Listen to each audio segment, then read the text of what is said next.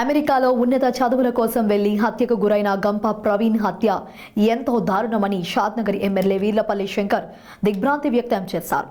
రంగారెడ్డి జిల్లా కెశంపేట మండల కేంద్రానికి చెందిన తెలుగు విద్యార్థి గంప ప్రవీణ్ ఉన్నత చదువుల కోసం అమెరికా వెళ్తే అక్కడ దుండగులు ప్రవీణ్ను అత్యంత పాశవికంగా గన్తో కాల్చి చంపేశారని ఆందోళన వ్యక్తం చేశారు. జీవితంపై ఎన్నో ఆశలతో ఉన్నత చదువులు చదువుకుని తన గ్రామాన్ని, కుటుంబాన్ని అభివృద్ధి చేసుకునే క్రమంలో యువత విదేశాలకు ఉన్నత చదువుల కోసం వెళితే అక్కడ తెలుగు విద్యార్థుల ప్రాణాలకు గ్యారంటీ లేకుండా పోయిందని ఆవేదన చెందారు.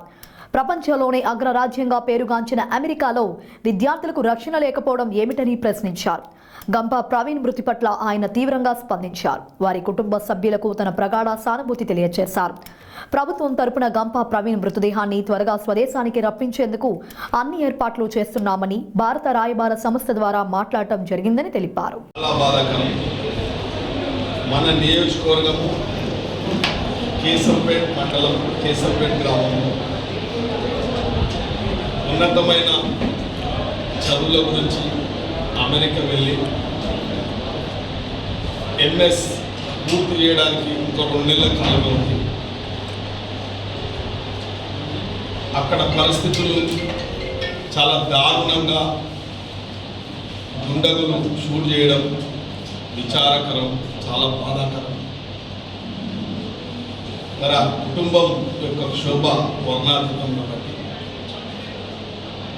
మరి ఇంత సాంకేతికంగా అన్ని రంగాలలో అభివృద్ధి చెందిన దేశంలో ఇటువంటి దారుణానికి పాల్పడుతూ ఉంటే ఎన్నో సంఘటనలు జరుగుతూ ఉన్నాయి. కాబట్టి మరి విదేశాల నుంచి పోయే వారికి రక్షణ లేకుండా అవుతూ ఉంది. కాబట్టి మేము దీన్ని తీవ్రంగా ఖండిస్తూ ఉన్నాం, చాలా సానుభూతి వ్యక్తం చేస్తూ ఉన్నాం. ఆ కుటుంబానికి మనోధైర్యం ఇస్తూ ఉన్నాం. కాంగ్రెస్ పార్టీ తరఫున వారికి కన్నా కడుపు కాబట్టి తల్లి యొక్క బాధ కానీ తండ్రి యొక్క బాధ కానీ ఉన్నది కాబట్టి ఆ భగవంతుని కోరుకుంటున్నాం. వారికి మనోధైర్యాన్ని ప్రసాదించాలి.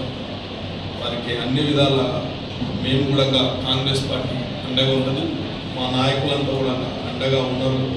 వారిని పరామర్శించడం జరిగింది, సంతాపం కూడా వ్యక్తం జరిగింది. కాబట్టి ఆ యొక్క కార్యక్రమాల నుంచి కూడా ఉన్నతాధికారుల నుంచి ఏదైతే ఫార్మాలిటీలు ఉన్నాయో అక్కడ అమెరికా రాయబార సంస్థకు మాట్లాడడం జరిగింది. ఇక్కడ మన ఇండియన్ రాయబార సంస్థ కూడా మాట్లాడడం జరిగింది. డీసీపీ వాళ్ళంతా సీపీ కూడా మాట్లాడడం జరిగింది.